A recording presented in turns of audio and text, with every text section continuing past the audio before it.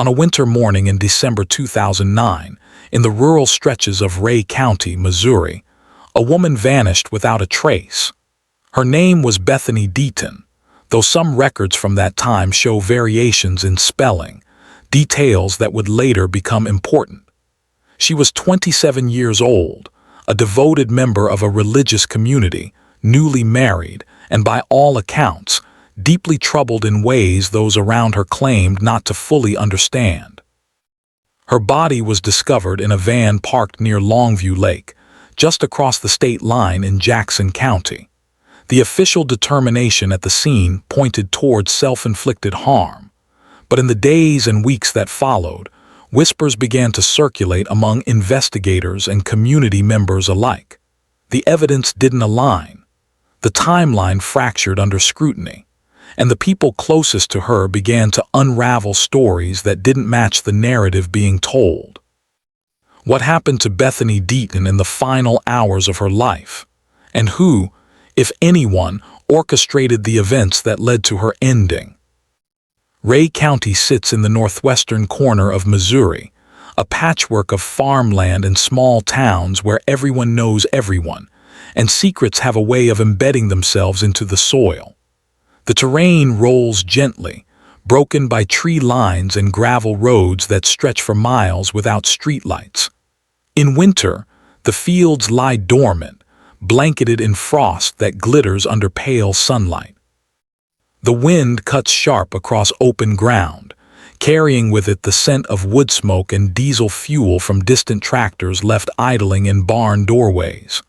This is a place where church attendance is noted, where a stranger's car parked too long draws attention, and where the fabric of community is woven tight, sometimes too tight. Bethany grew up in a world shaped by faith. Her early years were spent in Texas, surrounded by family and friends who shared a fervent commitment to religious study and communal living. She was intelligent, soft-spoken, and according to those who knew her, prone to moments of deep introspection that could shift without warning into periods of visible distress. By her early 20s, she had joined a group called the International House of Prayer, a ministry based in Kansas City that drew young people from across the country seeking spiritual intensity and purpose. There, she met Tyler Deaton, a charismatic leader within a smaller offshoot community. Tyler was magnetic in the way certain people are: confident, articulate, able to command a room with his presence alone. He preached about sacrifice, about surrendering the self to a higher calling. Bethany was drawn to him, and in 2012, they married in a small ceremony attended by members of their tight-knit circle. The community Tyler led operated under strict guidelines. Members lived together in shared housing, pooled their resources, and adhered to a schedule dictated by prayer sessions, Bible study, and group accountability meetings. Bethany and Tyler shared a modest apartment with several other members, all young men in their 20s who looked to Tyler for guidance. The atmosphere inside those walls was one of constant observation. Privacy was discouraged. Personal struggles were to be confessed openly, examined collectively, and corrected through spiritual discipline. For Bethany, this meant that her battles with depression and anxiety were not hers alone to carry. They became communal property, discussed in hushed tones during late-night gatherings, prayed over, analyzed, and ultimately used as evidence of her spiritual weakness. On the morning of October 25, 2012, Bethany woke in the apartment she shared with Tyler and the others. The sky outside was gray, the kind of overcast morning that presses down on the land and makes everything feel heavier. She moved through the small kitchen, made coffee, and sat at the table while the others prepared for the day. Tyler was scheduled to lead a prayer session at noon. Bethany had mentioned to a friend the night before that she felt exhausted, that she couldn't shake the feeling of being watched, judged, found lacking. But she said nothing that morning. She drank her coffee in silence, pulled on a sweater against the chill seeping through the windows, and left the apartment sometime around 10. No one reported seeing her after that. By early afternoon, when she failed to appear at the prayer session, Tyler seemed unconcerned.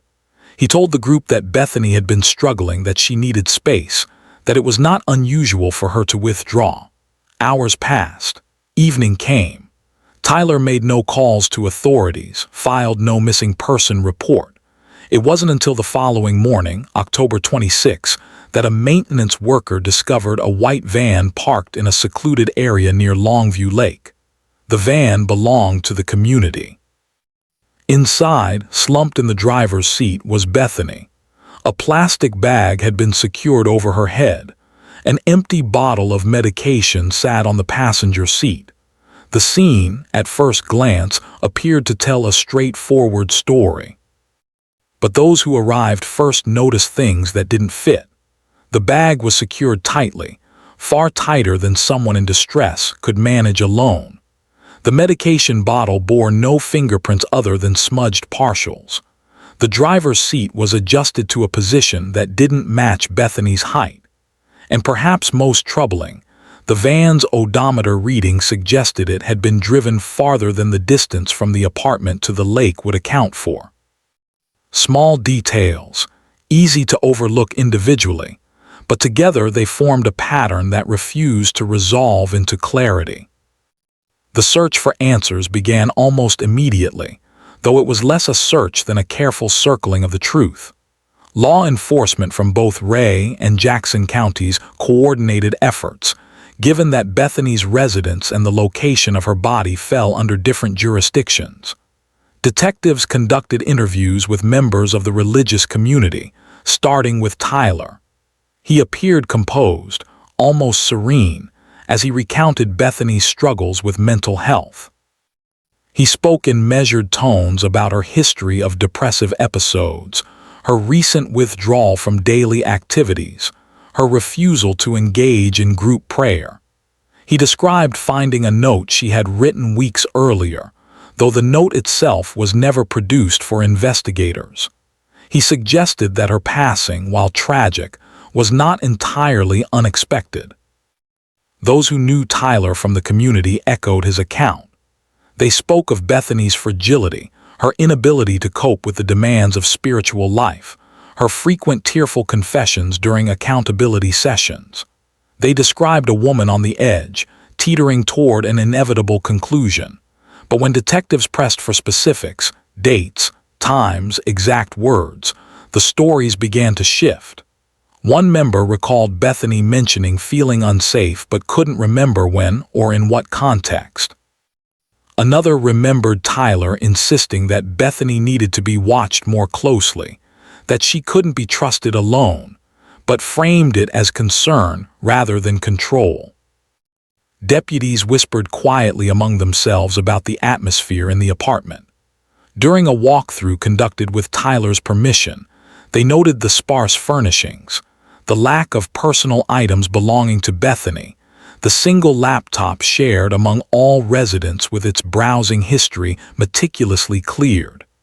They observed the way the other men deferred to Tyler, the way their answers to questions mirrored his own phrasing almost word for word.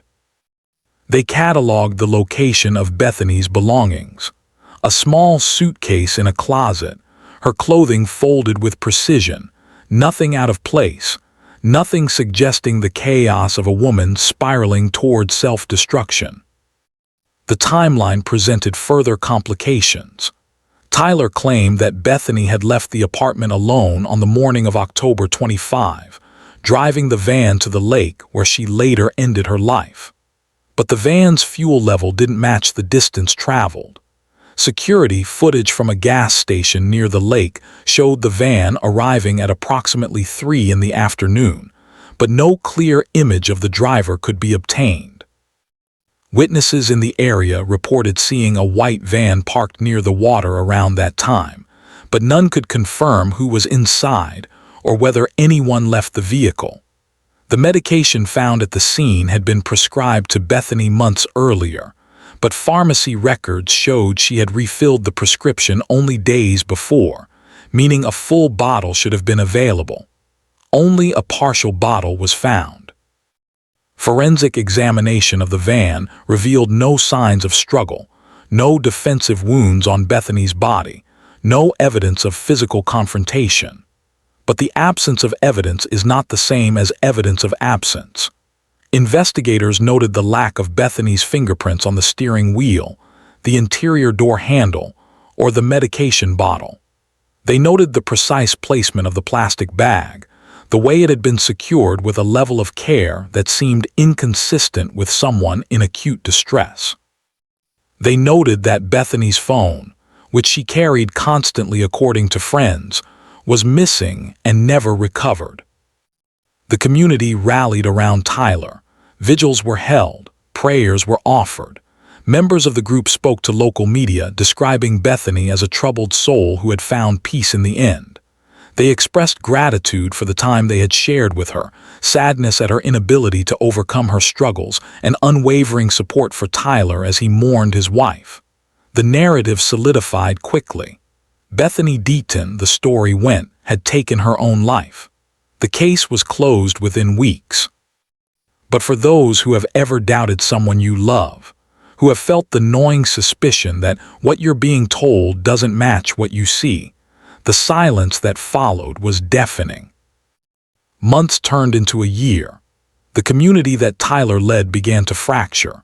Members left quietly, slipping away to other cities, other lives without fanfare or explanation.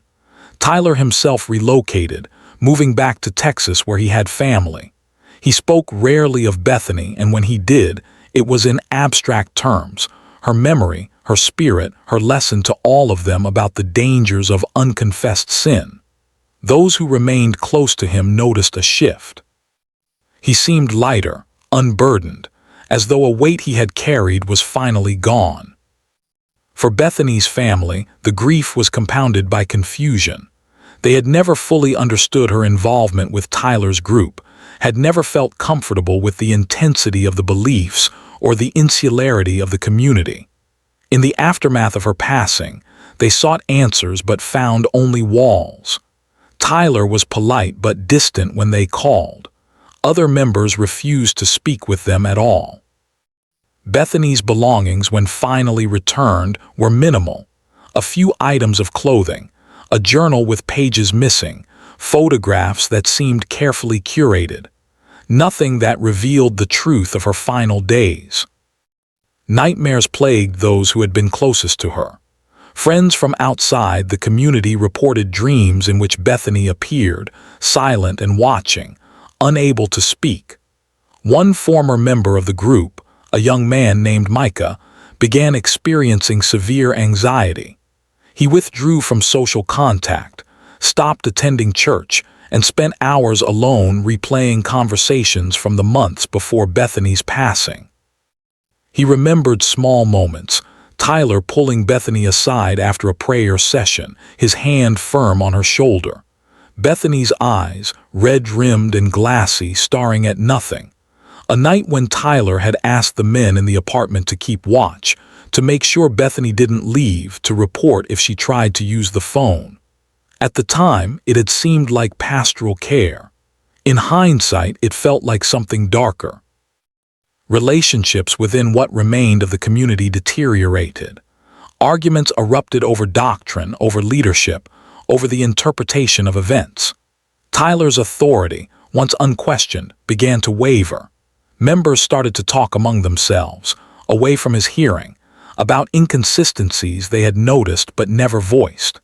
The way Tyler had shown no visible grief in the days after Bethany's body was found.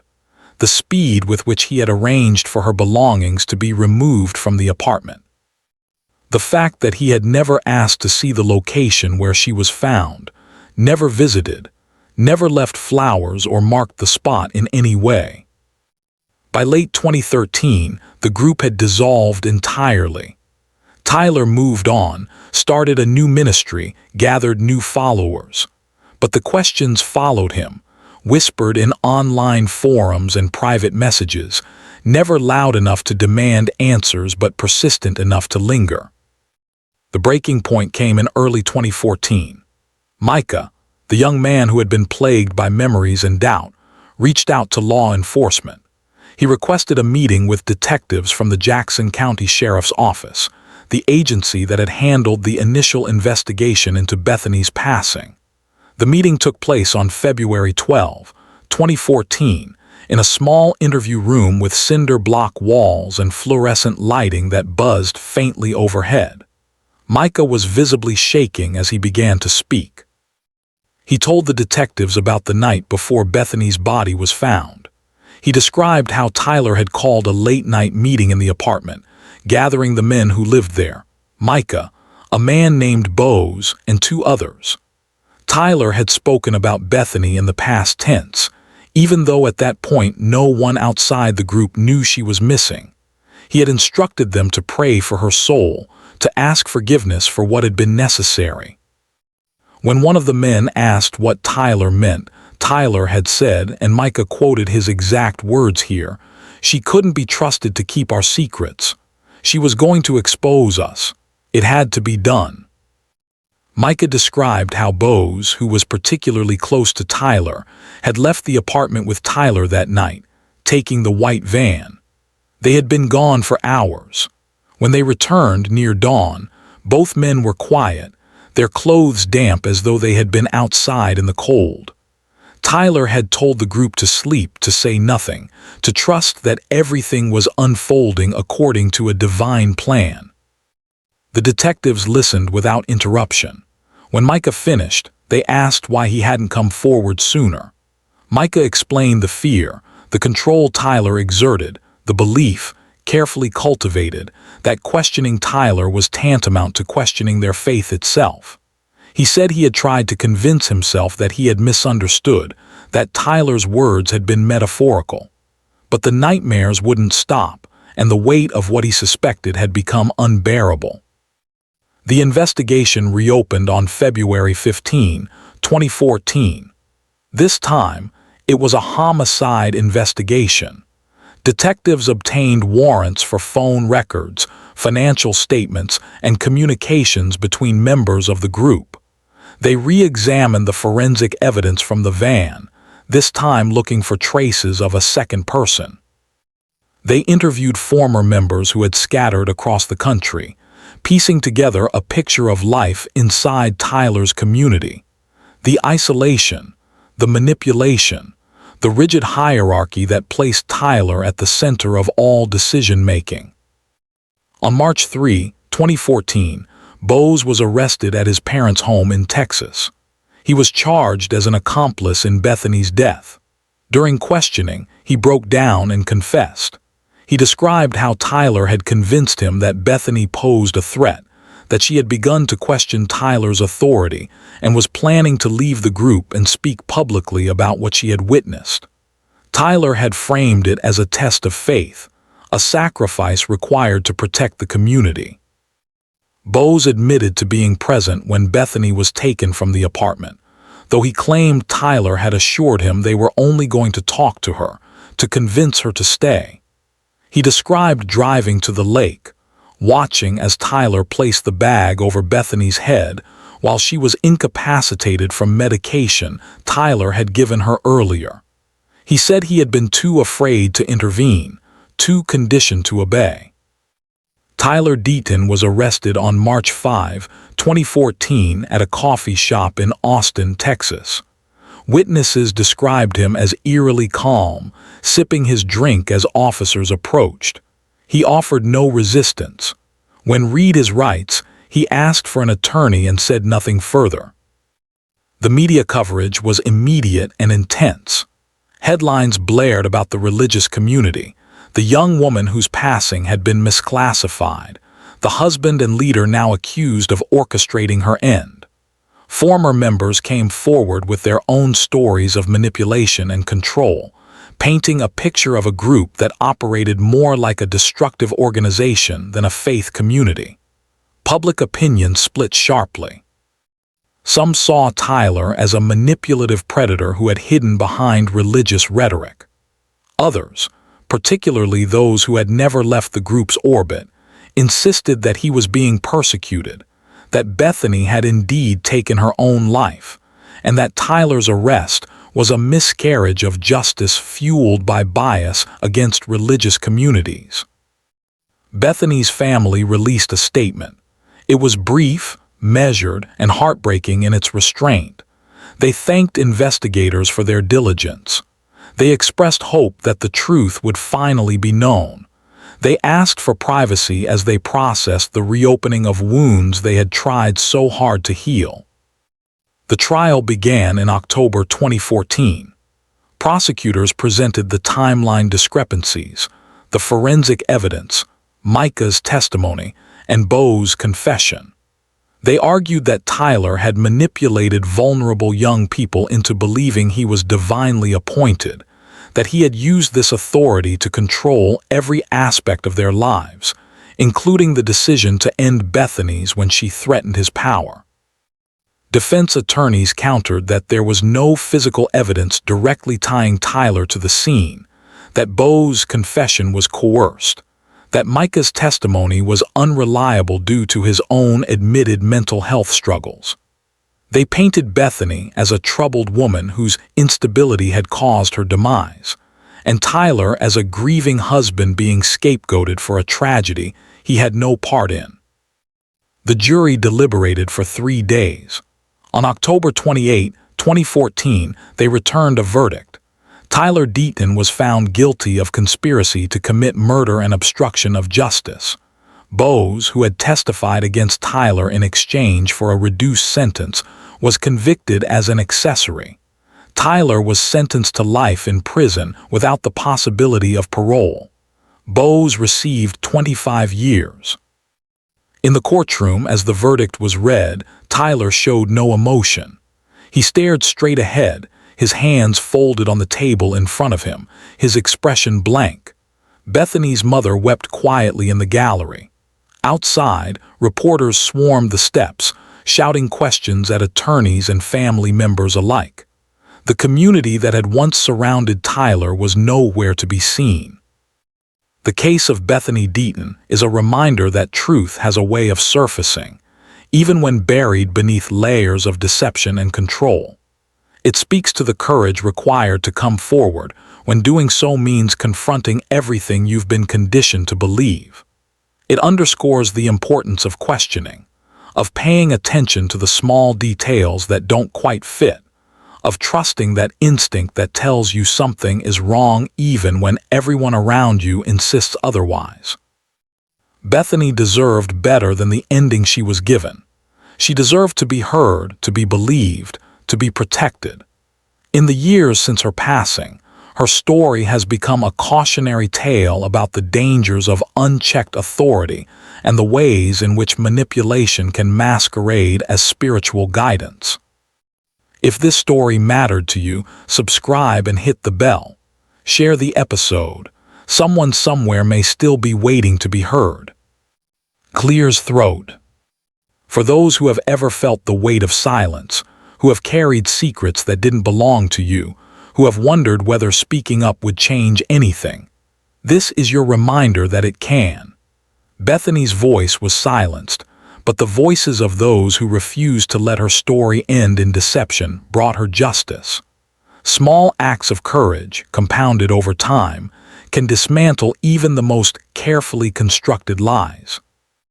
The white van still sits in an evidence lot somewhere in Missouri, a relic of a case that should have been closed but couldn't be, because the truth demanded otherwise. The apartment where Bethany spent her final days has new tenants now, people who have no idea of the history contained within those walls. The lake where her body was found remains a quiet place, visited by fishermen and families, its surface reflecting the sky as though nothing ever happened there. But for those who remember, for those who carry the knowledge of what transpired, the landscape is forever altered. Every parked van, every closed door, every moment of silence between people who should be speaking, these things now carry weight. They serve as markers, reminders that what seems ordinary can hide something terrible, and that vigilance, uncomfortable as it is, remains necessary. Tyler Deaton sits in a prison cell today, surrounded by concrete and steel, far removed from the community he once commanded. Reports from those who have encountered him in the years since his conviction describe a man unchanged, still convinced of his righteousness, still framing himself as a victim of misunderstanding. He has never publicly acknowledged responsibility for Bethany's ending. He has never apologized to her family. In his mind, or so it seems, the narrative he constructed remains intact. Bose, on the other hand, has expressed remorse in letters written to Bethany's family, though they have never been answered. He has participated in programs within the correctional system aimed at understanding manipulation and control in group dynamics. Whether this represents genuine transformation or simply another performance is impossible to know. But the acknowledgement itself stands in stark contrast to Tyler's continued denial. Micah, the young man whose testimony helped reopen the case, has since left Missouri entirely. He lives quietly under a different name, having severed all ties with the religious community that shaped his early adulthood. In a rare interview conducted years after the trial, he spoke about the difficulty of rebuilding a sense of self after years of being told who he was and what he believed. He described the process of learning to trust his own perceptions again, of distinguishing between genuine faith and the weaponized version Tyler had wielded. He said he thinks of Bethany often, wonders what she would have become if given the chance to escape, hopes that wherever she is, she knows her story was finally told. Clears throat. The investigation into Bethany's case revealed other troubling aspects of the community Tyler led. Former members came forward with accounts of psychological abuse, financial exploitation, and isolation tactics designed to sever their connections to family and friends outside the group. Several described being subjected to public humiliation during accountability sessions, forced to confess perceived sins while others watched and judged. Some reported being encouraged to cut off contact with family members who expressed concern about the group's practices. The pattern was consistent. Tyler positioned himself as the sole arbiter of truth, the only one capable of interpreting divine will, and any challenge to his authority was framed as spiritual rebellion. These revelations prompted broader conversations about how such groups operate, how they recruit, and what warning signs might alert someone that a loved one is being drawn into something harmful. Experts in organizational manipulation and control noted that Tyler's methods were textbook: love bombing followed by gradual isolation, the creation of an us versus them mentality, the demand for absolute obedience framed as spiritual growth. Bethany, like many others in the group, had entered seeking community and purpose, only to find herself trapped in a system that viewed her not as a person, but as a potential threat to be managed. The question that haunts those who study the case is whether Bethany ever fully understood the danger she was in. Her journal, the portions that survived, contained entries that suggested growing awareness. She wrote about feeling watched, about doubting whether the community's practices aligned with her understanding of faith, about missing her family and wondering if she had made a mistake. But she also wrote about her commitment to Tyler, her belief that leaving would be a failure, her fear that she was simply too weak to handle the rigors of true spiritual discipline. The cognitive dissonance is palpable on the pages. The simultaneous recognition that something is wrong and the inability to name it, to act on it, to escape it. For those who have ever doubted someone you love, who have seen them change in ways that feel fundamentally wrong, Bethany's story offers both warning and instruction. The signs were there, visible to those outside the group who knew her before. But by the time those signs became undeniable, the mechanisms of control were already firmly in place. Intervention, while possible, becomes exponentially more difficult as isolation deepens. The window for action is narrow, and recognizing it requires paying attention to shifts in behavior, language, and relationships that might seem minor at first but accumulate into something significant. Bethany's family has since established a foundation in her name, focused on educating the public about manipulation in religious and organizational settings. They work with exit counselors, provide resources for families trying to reconnect with loved ones in high-control groups, and advocate for legislative changes that would make it easier to identify and address organizational abuse. It is quiet work, done far from the spotlight, but it represents a tangible effort to ensure that Bethany's ending contributes to preventing others. The legal proceedings did not end with Tyler's conviction. Civil suits were filed against the International House of Prayer, the larger ministry with which Tyler's group had been loosely affiliated, though those suits were ultimately dismissed on the grounds that the organization had no direct oversight of Tyler's offshoot community. The dismissal was controversial, with critics arguing that larger ministries have a responsibility to monitor affiliated groups and intervene when practices become harmful. Supporters countered that holding an organization liable for the actions of a loosely connected offshoot sets a dangerous precedent that could stifle legitimate religious expression.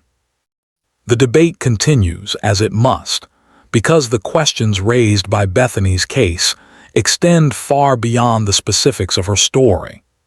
They touch on fundamental tensions between religious freedom and public safety, between respect for belief and accountability for harm, between the right to community and the need to protect vulnerable individuals from exploitation.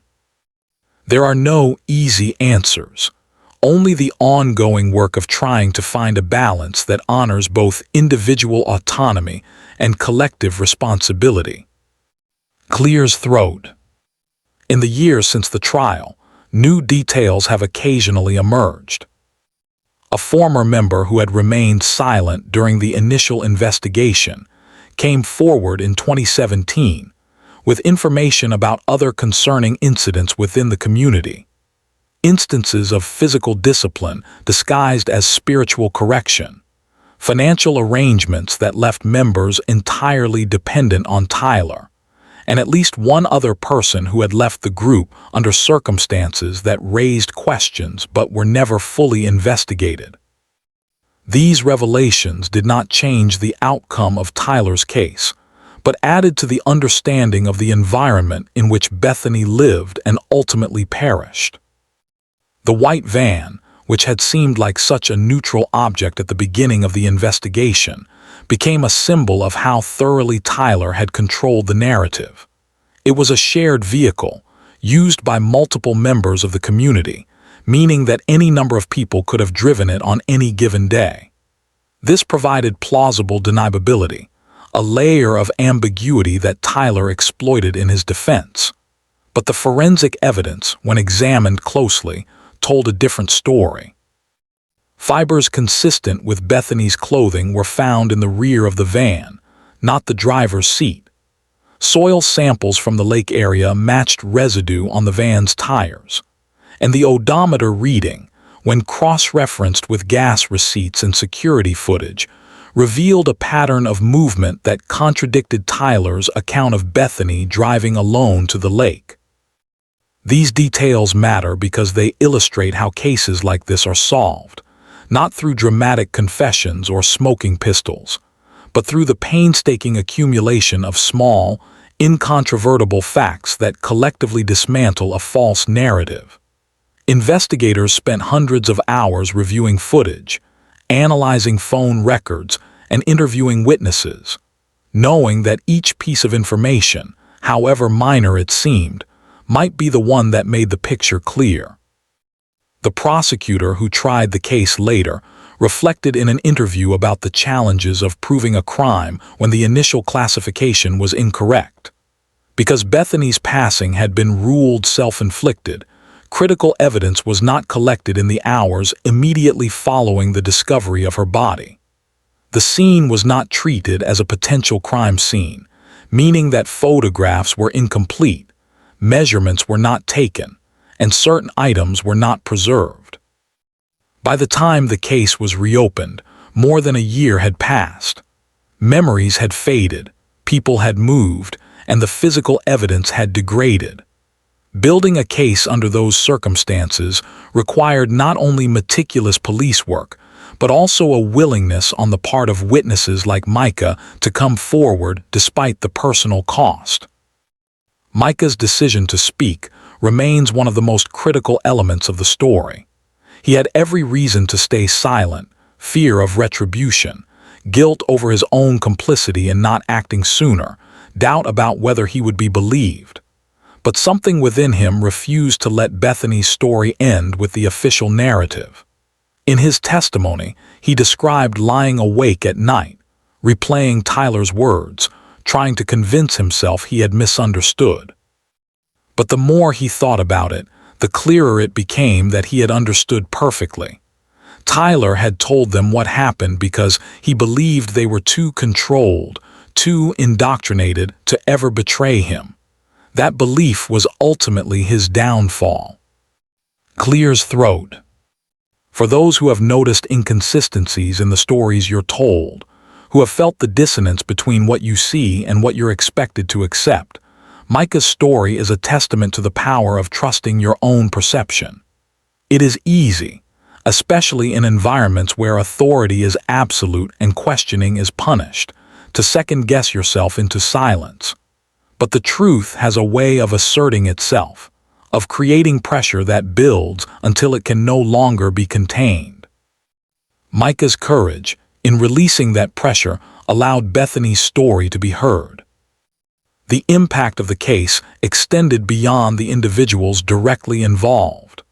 Within the broader community of religious organizations in the Kansas City area, Bethany's passing prompted internal conversations about oversight, accountability, and how to distinguish between healthy spiritual community and manipulative control.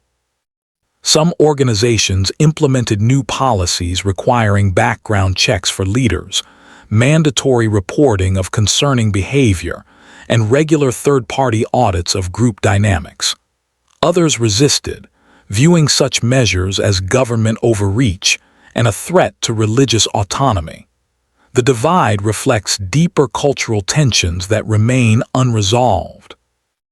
Bethany herself remains at the center of all these discussions, a young woman whose life was cut short by someone who claimed to love her, and whose memory has become a rallying point for advocates, a cautionary tale for the wary, and a source of ongoing grief for those who knew her.